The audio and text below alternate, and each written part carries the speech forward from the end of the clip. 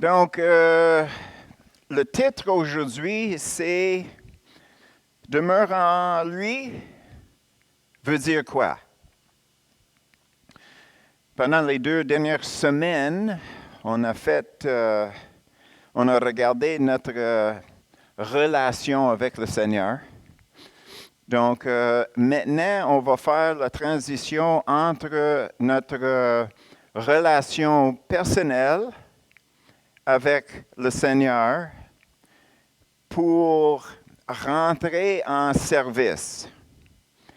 Donc, on sait que d'aimer le Seigneur, c'est de le servir. Alors, c'est important pour nous autres d'être capables de faire le lien entre notre affection, je dis affection et non juste amour, parce que affection, ça tire un peu plus sur les émotions. Donc, notre affection envers le Seigneur doit être transmise en service. Puis, on voit ça en Jean 15, 5. Tout le monde le connaît probablement, bien pas tout le monde, mais beaucoup entre nous connaissent déjà.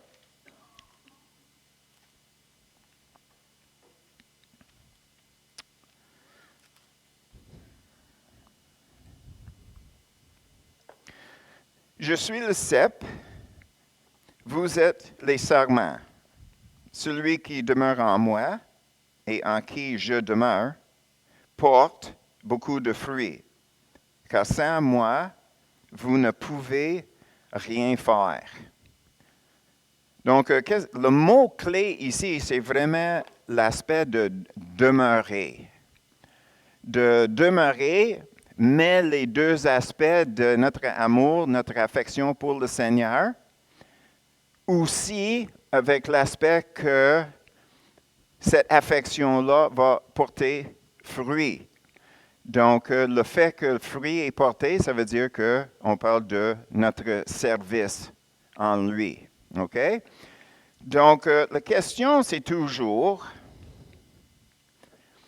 on ne veut pas établir une recette. Il fallait que notre relation avec le Seigneur reste toujours une relation et qu'on n'essaie pas de créer une recette. Parce que quand on parle de demeure, il y a un couple de choses à considérer. Une des choses à considérer, c'est que moi, je demeure sur la rue Lemieux, mais je ne suis pas toujours chez moi, même si ça c'est mon demeure.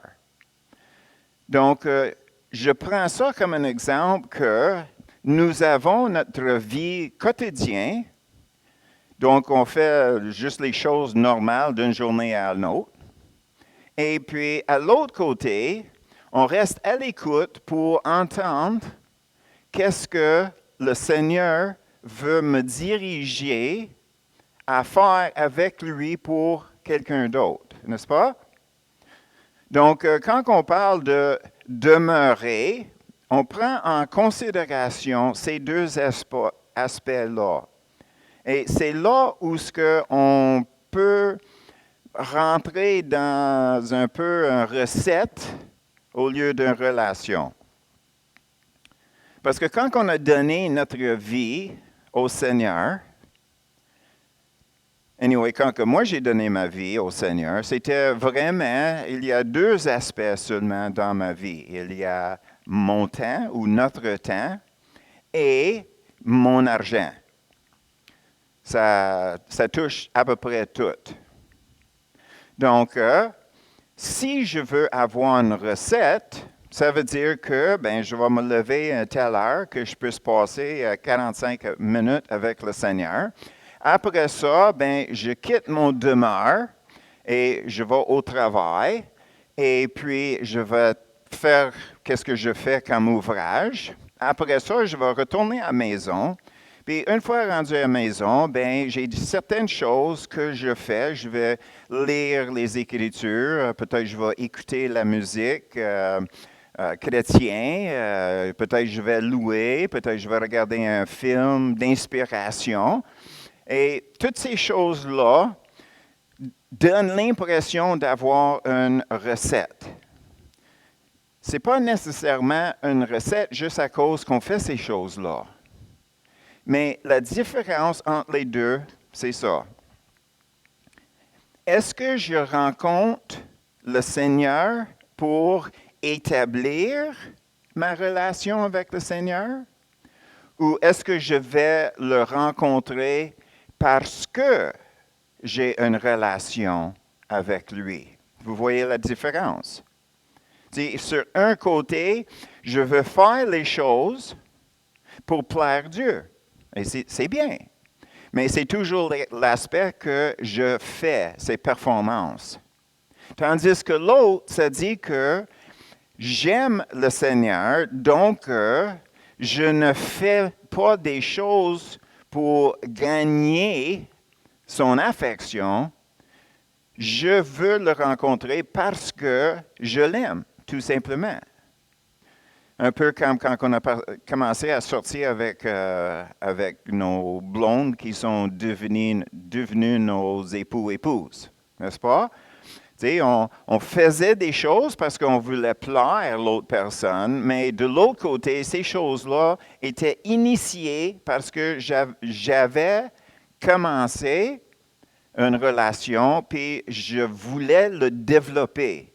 Donc, je passais du temps avec la personne et aussi, peut-être, je donnais un cadeau, des fleurs, quelque chose de même, pour démontrer comment que je l'aimais. Mais je ne faisais pas ces choses-là pour le convaincre de quelque chose ou pour me convaincre que je l'aime. Souvent, comme chrétien, qu'est-ce qu'on essaie de faire? C'est qu'on essaie de faire les choses pour démontrer, soit à Dieu ou les autres, ou nous autres mêmes, qu'on l'aime. Parce que d'obéir, c'est de l'aimer, selon les Écritures, n'est-ce pas? Donc, le problème que nous avons, c'est la différence entre la relation qui est en premier et les choses qu'on fait. Alors, si tu peux couper ça, Sylvie, un moment. J'ai quelque chose dans la gorge. OK, c'est good?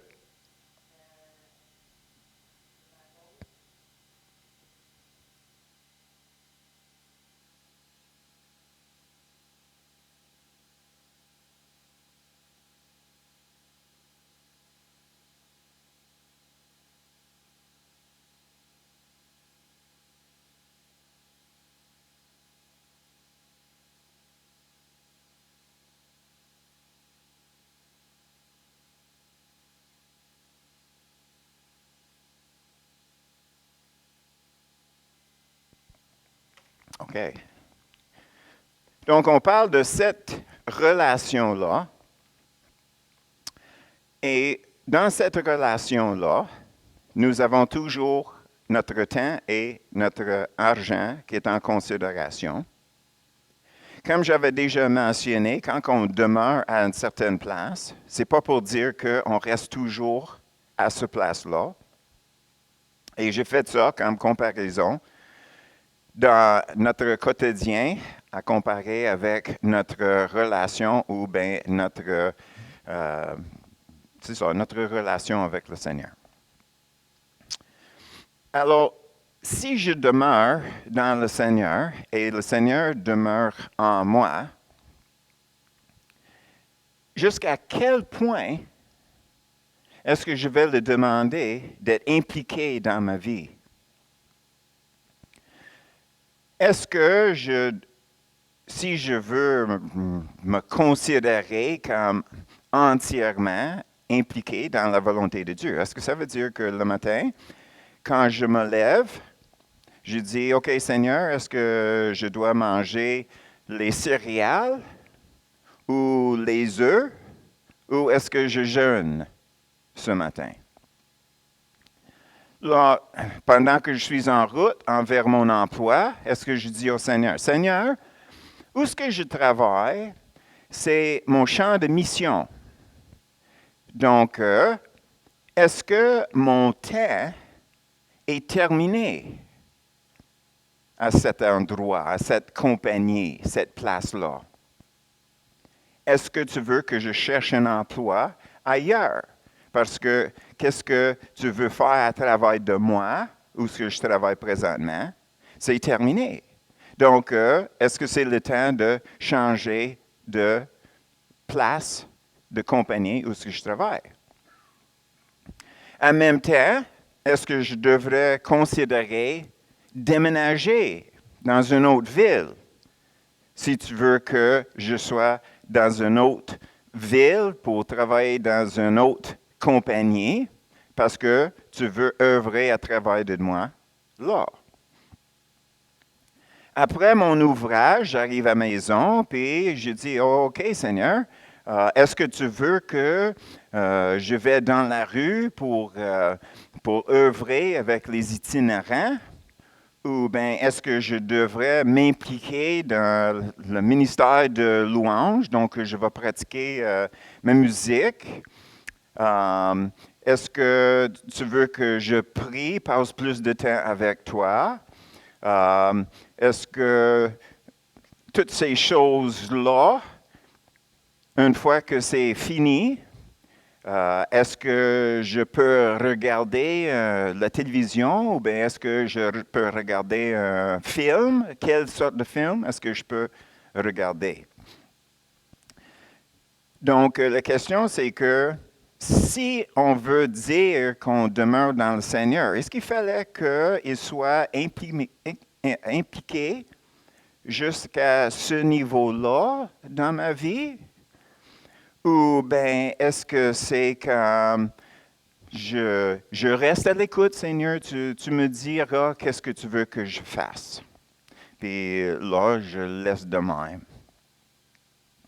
Parce qu'en tout ça, qu'est-ce qu'on cherche naturellement? C'est, on veut que sa volonté soit notre volonté, mais qu'est-ce que ça prend pour nous garder dans cette attitude-là que je suis toujours à l'écoute, prêt à faire, dans une position pour être capable de faire sa volonté.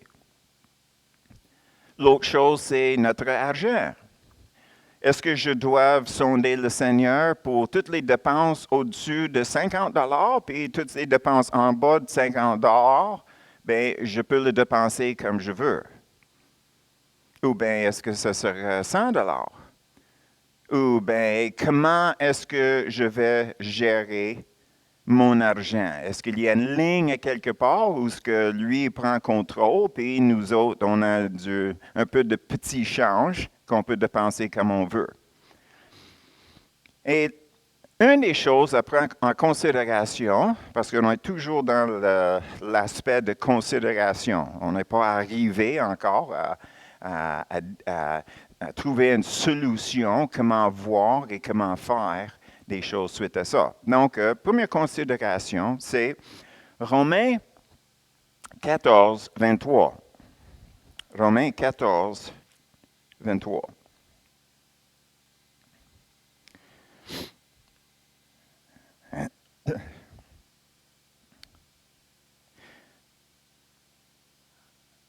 Tout ce qui n'est pas le produit d'une conviction est péché. Le problème, naturellement, avec nous autres, si on a tendance à se culpabiliser, si on a tendance à se culpabiliser, bien, c'est très difficile.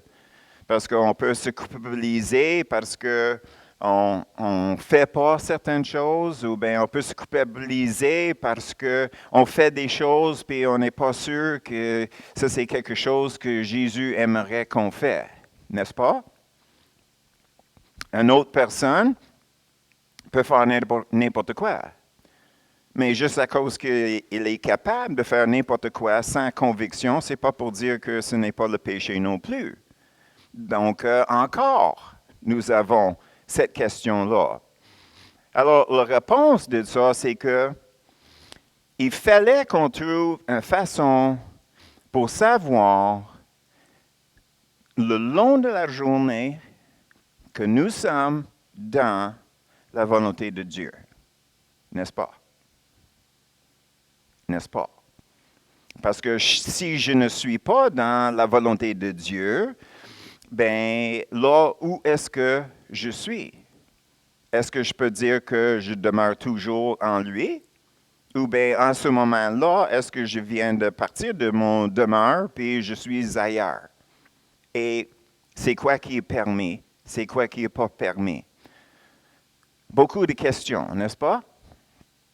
Alors, vu que j'ai un rhume, je vais prendre ça comme un exemple, un peu comment on va décortiquer ça. OK. Alors, quand que j'ai un rhume, il y a quelque chose que j'ai remarqué. Une des choses que j'ai remarqué, c'est que quand que je suis congestionné, le nez coule. Mais qu'est-ce qui arrive, c'est que ça coule, je le mouche, ça coule, je mouche, ça coule, je mouche. Donc, je réalise à un moment donné que je vais avoir un nez comme une tomate qui me fait mal. Donc, je regarde à ça, puis je veux l'éviter, là. Donc, je vais peut-être trouver un remède. Donc, je vais prendre un remède. Le nez arrête de moucher, mais les sinus, ils commencent à se vider dans la gorge. Mais si ça vide dans la gorge trop longtemps, ça me donnait un mal de gorge. Puis après ça, je commence à tousser. Mais de l'autre côté, si je bouche les sinus en prenant un remède, puis rien qui sort, bien, avec la pression, ça me donne un mal de tête. OK? Donc, est-ce que vous me suivez jusqu'à là? Tout le monde passe par là, n'est-ce pas? Qu'est-ce que je prends? Je veux prendre le minimum, mais de l'autre côté, je veux être sûr que je vais éviter les choses que j'aime vraiment pas. Ça dit le nez, comme un tomate. La gorge, c'est comme quelqu'un a allumé un feu dedans. Je commence à tousser, ça le fait plus mal, ou bien j'ai un mal de tête. Donc, qu'est-ce que je vais faire? Puis, je pense qu'avec toutes les questions que j'ai commencé avec ce matin, on peut voir le lien entre les deux. On veut savoir qu'est-ce qu'il faut faire pour être sûr qu'on demeure dans le Seigneur. C'est ça l'objectif. OK. Là, qu'est-ce qu'on peut faire? C'est la première chose, on va s'adresser à notre temps. Et pour faire ça, on va commencer avec Matthieu 6, 34. Matthieu 6, 34.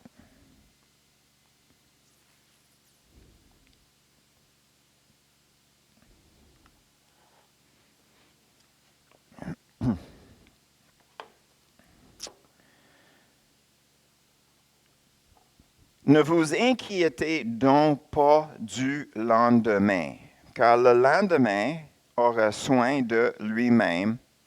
À chaque jour suffit sa peine. Donc, on va commencer là et on va regarder deux choses. Une chose, c'est le côté s'inquiéter, puis l'autre chose, on va regarder demain.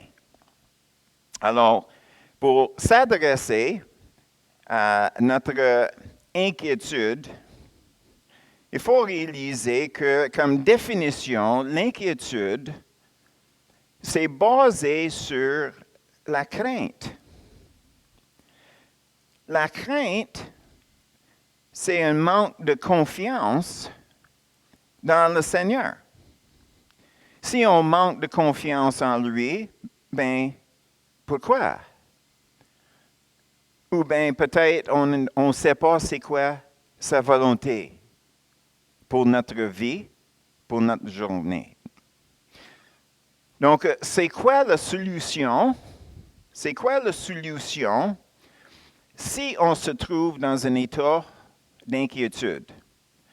Quand on parle d'inquiétude ici, on ne parle pas d'avoir un petit souci ici puis un petit souci là. Quand on parle d'une inquiétude ici, on parle d'un état. On parle d'un état.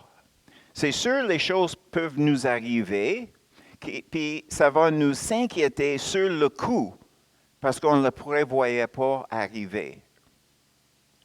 De l'autre côté, est-ce que nous avons une tendance à pencher vers l'inquiétude? Et ça, c'est le problème de foi et de volonté de Dieu. Est-ce que Dieu veut que je sois béni ou bien est-ce que Dieu veut que je souffre? Est-ce que Dieu a fait un plan, puis même si moi, je ne sais pas la solution que je cherche, lui, il le sait, c'est juste à moi à aller de le rencontrer et il va dévoiler qu'est-ce que je dois faire pour régler la situation. OK? Donc, dans ce verset ici, c'est à chaque jour suffit sa peine. Donc, en cherchant à régler mon inquiétude, la solution se trouve dans Philippiens 4, le verset 6. Philippiens 4, le verset 6.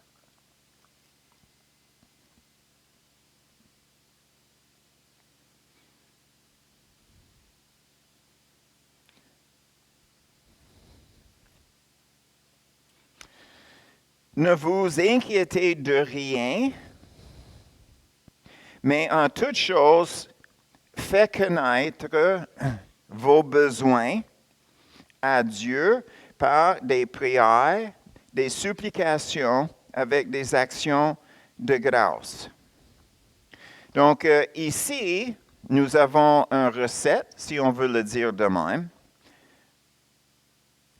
Comment on peut éviter s'inquiéter? Et on fait ça quand on est capable d'amener les choses à Dieu en sachant qu'ils peuvent dévoiler comment agir dans une telle situation. Mais en même temps, c'est marqué « faire connaître vos besoins ». Donc, l'indice là, c'est que c'est nous qui parlons. Si je cherche la volonté de Dieu, je peux lui demander ça. Ça, c'est la partie où je parle, mais pour le reste, je reste à l'écoute. Donc, la partie ici pour s'inquiéter ou pas, c'est relié avec les choses qu'on doit demander pour calmer nos peurs. Et la deuxième chose, c'est que quand on fait nos requêtes, puis on va regarder 1 Jean 5, un peu plus loin, 1 Jean 5.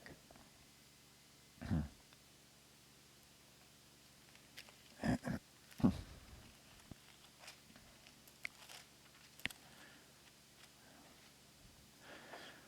1 Jean 5, le verset 14 et 15. Nous avons auprès de lui cette assurance que si nous demandons quelque chose selon sa volonté, il nous écoute. Et si nous savons qu'il nous écoute, nous savons que nous possédons la chose que nous lui avons demandée, quelle qu'elle soit. Donc, on rentre dans la question, la volonté de Dieu encore. Toujours la volonté de Dieu. Si on demeure en lui, on est supposé de savoir c'est quoi sa volonté, n'est-ce pas? C'est juste normal. On demeure en lui, donc nous sommes en contact avec sa volonté. Donc, on devrait être capable de dire, les prières qu'on prie, c'est selon la volonté de Dieu parce que je demeure en lui. Donc, est-ce que c'est important de demeurer en lui? Pas mal. Pas mal. Donc, ça, c'est la solution pour certaines inquiétudes. Si on retourne à notre verset Matthieu 6, 34, pour toucher l'autre aspect, c'est que on prend chaque jour à la fois. On va le relire. Matthieu 6, 34.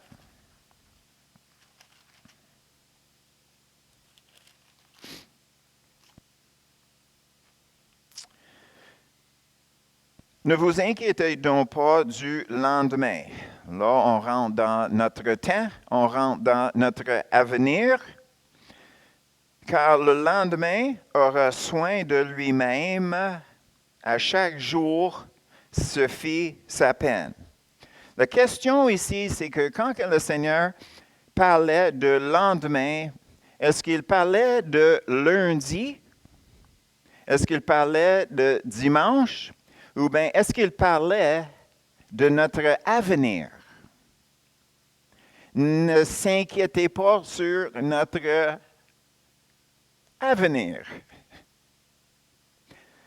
Puis la réponse de ça se trouve dans les versets 31 à 33.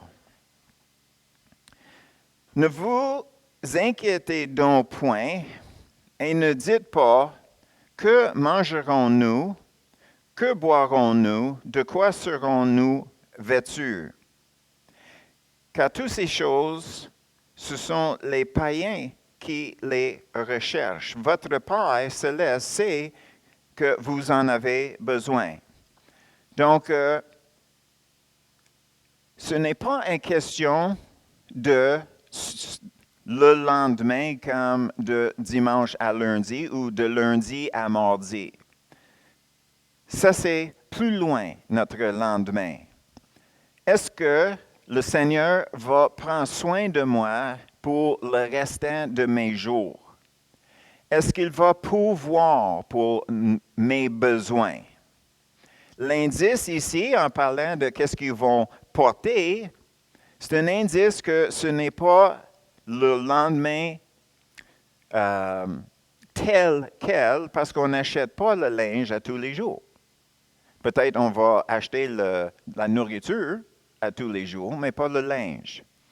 Donc, pour s'inquiéter sur ces choses-là, c'est plus une question de notre avenir. Alors, est-ce que je dois faire des plans pour mon avenir en regardant cette écriture-là? Bien, la solution se trouve un peu plus loin dans le livre de Jacques. Dans le livre de Jacques, c'est qui a écrit le livre de Jacques? Oui, c'est vrai, c'est le Saint-Esprit. Donc, qu'est-ce que nous avons ici dans les versets 14 et 15? Vous qui ne savez pas ce qui arrivera demain. Ah, demain. Car qu'est-ce que votre vie? Vous êtes une vapeur qui paraît pour un peu de temps et qui ensuite disparaît.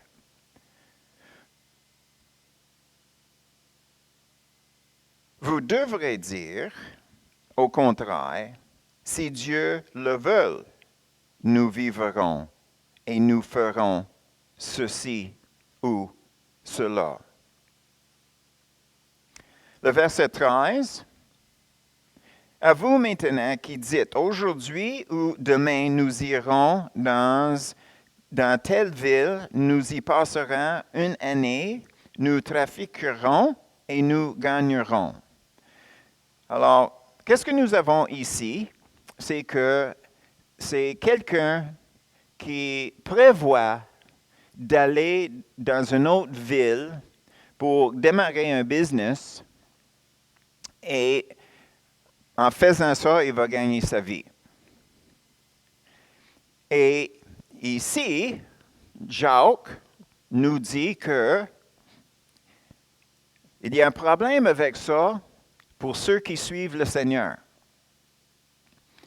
Mais le problème, ce n'est pas que c'est planifié, c'est d'autres choses. Parce que si on veut démarrer un business dans une autre ville, ben, qu'est-ce qu'il fallait qu'on fasse? Bien, premièrement, on va regarder pour voir si ça serait une bonne place pour démarrer le business. Peut-être on va chercher un local. Après ça, il fallait qu'on fasse des arrangements, peut-être pour les rénovations. On va surveiller le marché pour voir si quel endroit ce serait la meilleure place pour le monde qui va passer devant. Donc, il y a beaucoup de recherches qui vont rentrer dans cette étape-là d'établir un business dans une autre ville. Et ça, c'est normal. Mais qu'est-ce que le Seigneur veut nous dire? C'est que ce n'est pas mauvais de faire les plans pour demain. Le problème, c'est que quand on arrive à la place où on fait nos décisions selon notre tête. C'est ça le problème. Le problème, ce n'est pas faire des recherches, faire toutes les choses nécessaires avant de vraiment démarrer le business. C'est qu'avant de démarrer le business, c'est là le temps de dire, OK, Seigneur, est-ce que j'avance avec ça? Est-ce que c'est ta volonté d'avancer avec ça? De ce point de vue-là, qu'est-ce qui arrive, c'est que notre volonté reste toujours subie à la volonté de Dieu. Soumis. Merci la foule. Soumis à la volonté de Dieu. Donc, ici, on voit l'état de notre cœur et de notre volonté et de notre pensée. Si et quand on arrive à la place où ce qu'on est poigné à faire notre tête, on n'est pas à la place où ce qu'on peut dire « si Dieu le veut ». Et des fois, on entend des chrétiens qui disent « oh, Dieu voulait ». Puis c'est comme la même chose que dans le nom de Jésus. C'est supposé d'être un sceau d'approbation de Dieu parce que j'ai dit les mots. Mais ça ne fonctionne pas de même. Parce qu'on reste toujours sur le sujet, est-ce que je demeure dans le Seigneur? Est-ce que c'est lui le cep et moi le sarment? Alors, comment est-ce que je peux mettre toutes ces choses-là d'une façon qu'on peut savoir où nous sommes dans notre cœur, mais aussi dans le cœur du Seigneur? Comment est-ce qu'on peut s'assurer que nous sommes à la bonne place, peu importe le temps d'aujourd'hui? Et la première chose qu'il faut faire, c'est que on va regarder 1 Thessaloniciens 5, 17. 1 Thessaloniciens 5.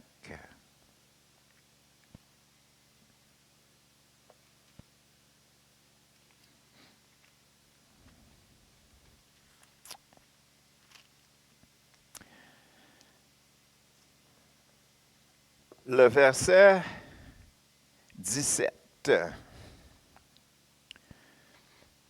Priez sans cesse.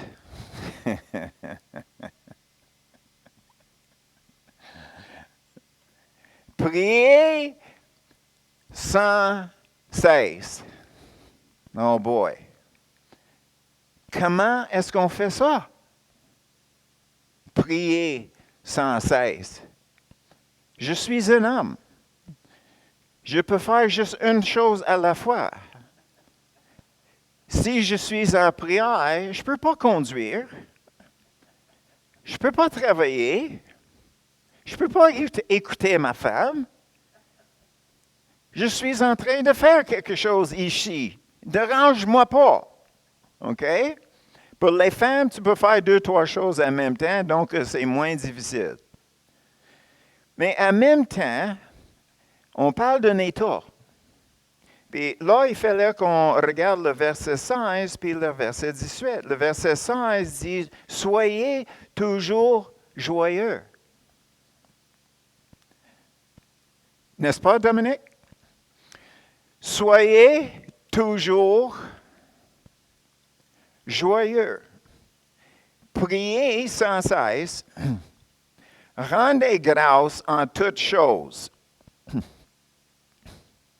Car c'est à votre égard la volonté de Dieu en Jésus-Christ. Ah, OK, come on. C'est bien trop. N'est-ce pas? C'est bien trop. On n'aurait pas le temps pour faire d'autres choses si on est en train de viser sur ça. Ça va me prendre toutes mes heures que mes yeux sont ouverts juste pour faire ces 3 choses-là. Laisse faire travailler. Alors, c'est quoi le message? C'est quoi le message qui est là? Regardez vos pensées durant la journée. Et posez la question, est-ce que ces pensées-là sont utiles ou inutiles? Sont-tu utiles? Sont-tu inutiles?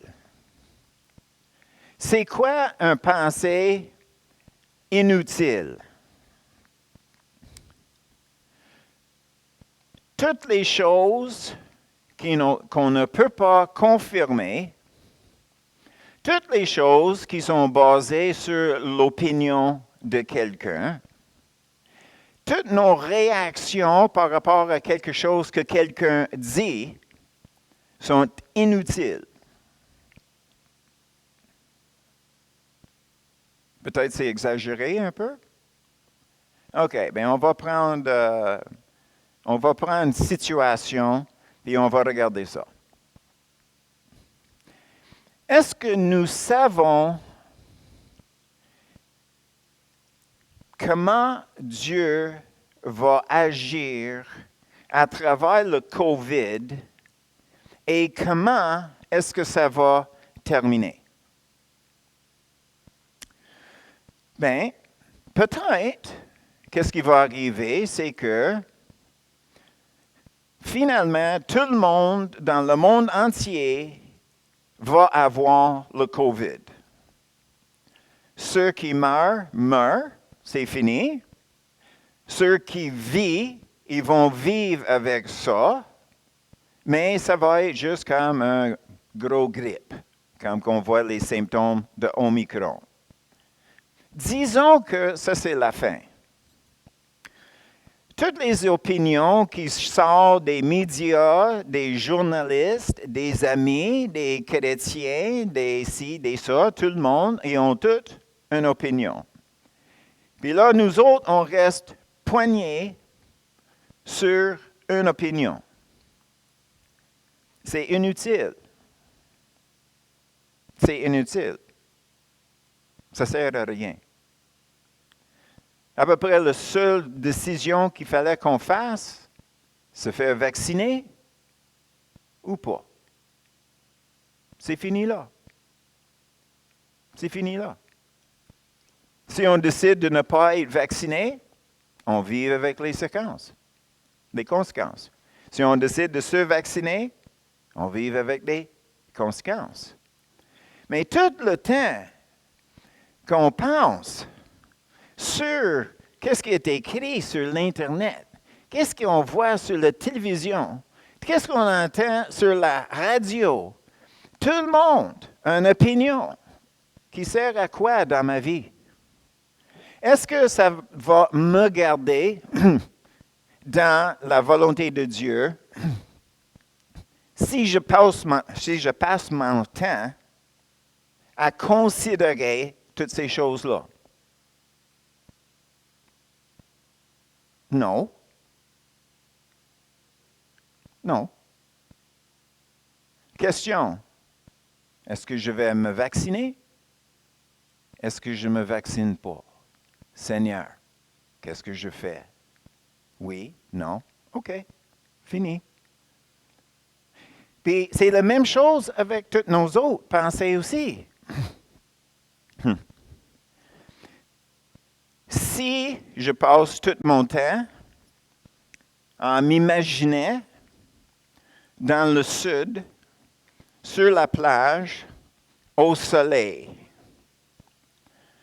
j'ai le droit de passer un peu de temps dans mon imagination, c'est juste un peu de détente. Mais après ça, c'est vraiment inutile. Qu'est-ce qui est utile? Soyez toujours heureux. C'est bien écrit. Donc, est-ce que mes pensées m'amènent dans une joie dans le Seigneur? Pendant que je pense à certaines choses comme ça, est-ce que je peux dire que je suis en contact avec le Seigneur? Quand ma réaction, c'est selon les opinions des autres, fondée sur je ne sais pas quoi. Et troisièmement, est-ce que je suis à la place à rendre les actions de grâce en toutes choses? Donc, si ça m'amène à une mauvaise humeur, si je suis fâché pour X raisons, c'est difficile à rendre grâce à Dieu si je suis bouleversé des opinions qui n'ont aucun effet sur ma vie. En parlant de COVID, c'est quoi que je peux faire pour protéger les autres, pour protéger moi-même? Bien, c'est simple. Le moins de contact que possible avec les autres. Donc, c'est inutile de dire, m'en va chez Dollarama pour acheter une boîte de biscuits. Pourquoi pas attendre jusqu'au temps que je fais l'épicerie? On fait l'épicerie online. Pas besoin de rentrer dans le magasin. On arrive, on appelle, il sort le stock. Donc, je vais protéger les autres, je vais protéger moi-même. En attendant la fin, quoi que ce soit. Donc, toutes ces choses-là, dans la simplicité, est-ce que je peux rendre grâce à Dieu dans qu'est-ce que je fais? Est-ce que je suis en contact avec lui? Est-ce que je reste à l'écoute? Est-ce que mon esprit a la place pour entendre Dieu? Ou bien est-ce que je suis préoccupé avec des lignes de pensée qui sont entièrement inutiles? C'est à chacun de nous à regarder nos pensées en disant, est-ce que ça porte quelque chose? Est-ce que ça va porter du fruit à Dieu, ces pensées-là? Naturellement, on a déjà parlé avec planifier pour l'avenir. Oui, ça c'est utile. Se préparer pour notre retraite et tout, et tout, et tout. On fait des recherches, on regarde dans ces choses-là, puis finalement, on arrive à la place, OK, Seigneur, est-ce que toi, tu veux que je m'investis ici? Ou bien, est-ce que tu veux que j'aide les gens? Parce que donner de l'argent, selon les Écritures, c'est d'emprunter, c'est de prêter de l'argent au Seigneur. Donc, Seigneur, comment veux-tu que j'investis mon argent pour mon avenir? Comment est-ce que tu veux que j'investis mon temps pour mon avenir? Donc, la conclusion de toutes ces choses-là se trouve dans 1 Pierre 1,13.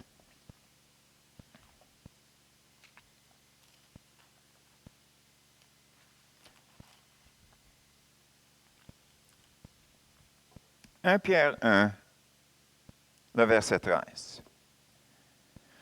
C'est pourquoi saignez les reins de votre entendement. Soyez sobres et ayez une entière espérance dans la grâce qui vous sera apportée lorsque Jésus-Christ apparaîtra. Saigner les reins. Sais-tu qu'est-ce que ça voulait dire? Quand que les Grecs allaient pour travailler ou bien courser dans les Jeux olympiques, ils prenaient leur jupe puis ils le montaient en l'air pour libérer leurs jambes. Donc, l'idée ici, c'est de mettre de côté toutes les choses qui vont rentrer dans nos jambes, qui vont nous empêcher de réaliser la grâce de Dieu dans nos vies et qu'est-ce qu'on va recevoir, la récompense de notre service et amour envers le Seigneur quand que lui revienne.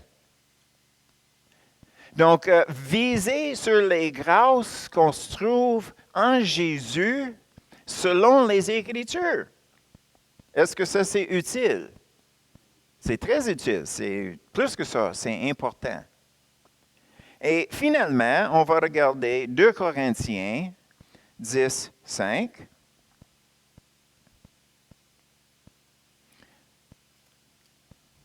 « 2 Corinthiens 10, 5. Nous renversons les raisonnements et toute hauteur qui se lève contre la connaissance de Dieu. Qu'est-ce que ça veut dire, ça? Nous connaissons Dieu. Nous connaissons son caractère, son cœur, qu'est-ce qu'il veut pour nous, qu'est-ce qu'il veut faire dans le monde entier. Donc, il fallait qu'on résiste contre les choses qui agissent, qui pointent, qui parlent, qui indiquent contre qu'est-ce que nous connaissons de Dieu dans nos pensées. Comment que je l'ai ça? Parce que c'est écrit. Et nous amenons toute pensée captive à l'obéissance de Christ.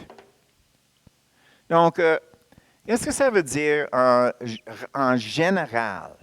En général. Quand que je demeure en lui, je connais son cœur. Et qu'est-ce que je fais? C'est que je m'aligne ma volonté avec son cœur. Je m'aligne mon cœur avec son cœur. Je ne laisse pas rentrer les choses qui ne produisent pas des actions de grâce envers Dieu. Et c'est ça la ligne de démarcation. Est-ce que les choses que je pense, le temps et l'effort que je mets dans une certaine pensée, est-ce que ça va m'amener à la place où est-ce que j'ai plus de confiance dans le Seigneur? que je ressens sa présence dans ma vie, que je suis en paix avec lui. Et quand que je suis en cette place-là, je peux l'entendre quand il me parle. Si je veux regarder un film et en dedans de moi, j'ai une conviction que ça, c'est quelque chose que Jésus ne veut pas. J'arrête. Si je ne peux pas m'arrêter, si je cherche les excuses, ben c'est juste ça, c'est juste un film, c'est juste... Écoute, chacun de nous, il fallait qu'on règle ça. Il y en a certaines qui peuvent voir le sang gicler partout, les gens qui sont tués une vingtaine à la fois, ça ne leur dérange pas. Quelqu'un d'autre va dire, j'aime pas ça, mais c'est correct si c'est les machines, les robots qui sont détruits. Donc, je regarde des films de fiction science, parce que ce n'est pas les personnes, au moins, c'est juste des machines. Est-ce qu'on peut regarder les romans? Bien, la plupart des romans aujourd'hui, tu vas avoir la scène où il y a la fornication. On le sait d'avance, c'est normal aujourd'hui. Donc, qu'est-ce que je fais? Est-ce que je peux regarder le film pour l'histoire, puis quand que ça arrive là, c'est fast-forward, puis là, on saute ça, puis on continue l'histoire? Tu sais, toutes ces choses-là rentrent dans notre considération. Et là, en ce moment-là, ce n'est pas une question que je peux jamais regarder un tel sorte de film ou jamais ci, jamais ça. Non, parce qu'on a retourné dans notre recette. Est-ce que vous voyez ça? C'est juste à retourner dans la recette. Moi, je ne fais pas ça, je ne fais pas ça, je ne fais pas ça, je ne fais pas ça. Puis Dieu est content avec moi, il m'en va au ciel. Ça, c'est religieux. Il fallait que je travaille pour le Seigneur, travaille pour le Seigneur, travaille pour le Seigneur, travaille pour le Seigneur. Je n'ai pas de temps pour divertissement. C'est religieux. C'est une recette. Il fallait qu'on soit aligné cœur à cœur avec Jésus. Et la seule façon qu'on peut faire ça, c'est de regarder nos pensées. Est-ce que ces pensées-là sont utiles? Qu'est-ce que j'aimerais dire à mon patron? Ce n'est pas utile. Si je suis en chicane avec lui. Regarde, qu'est-ce qu'il m'avait demandé de faire? OK. Est-ce que ça, c'est édifiant? Non. On ne parle pas des politiciens et les politiques. Parce que, tu sais, si tu veux avoir les opinions, le média s'en plaint de ça. Mais est-ce que je peux réjouir dans ça? Est-ce que je peux louer le Seigneur dans ça? Est-ce que je peux rendre des actions de grâce dans ça? Si on ne peut pas faire ces choses-là avec les pensées que nous avons, qui se passent dans la tête en ce moment ici, sont inutiles. Jette-les. N'irai pas là. Retournez à la place que je vis dans le cœur de Jésus. Et Jésus vit dans mon cœur à moi. Puis, ça va prendre des ajustements. Et puis, on va se donner la place pour faire les ajustements. Mais moi, personnellement, je veux demeurer dans le Seigneur. Je veux que le Seigneur demeure en moi. Donc, c'est à cause de ma relation avec lui que je ne permets pas les pensées négatives, les pensées inutiles de rentrer dans ma tête puis dans ma cœur. Parce que le fruit qui est porté par ces choses-là, c'est charnel, c'est la chair, c'est de se plaindre, des plaintes, toutes sortes de choses.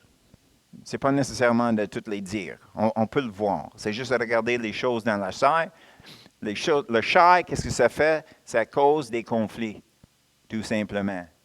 Et aussi, la chair veut que... La chair veut. Donc, la volonté de ma chair, c'est toujours contre la volonté de Dieu. Donc, je dois réaliser ça. Et si je fais ça, si je regarde mes pensées en posant la question, est-ce que cette pensée-là va me contribuer quelque chose dans ma relation avec le Seigneur? Sinon, change de page, change le poste. Fais ce qui est nécessaire pour retourner à la place où ce que nous demeurons dans le cœur de Jésus. On n'a jamais un problème savoir quoi faire avec notre temps et notre argent.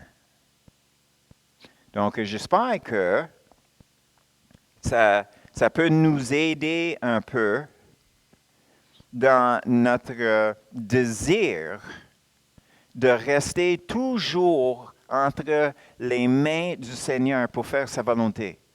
C'est ça l'objectif. On a réglé le fait, oui, on aime Dieu. J'aime Dieu avec tout mon corps.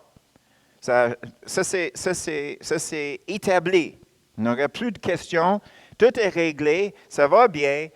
Pas de problème là. Maintenant, je veux l'exprimer. Mais je ne peux pas l'exprimer par ma volonté. Il fallait que ce soit sa volonté. C'est quoi qui va m'empêcher d'entendre et faire sa volonté? C'est les pensées que je laisse rentrer dans ma tête qui sont inutiles ou négatives, qui œuvrent contre la balance dans mon cœur avec le Seigneur. Amen? Good. On arrive.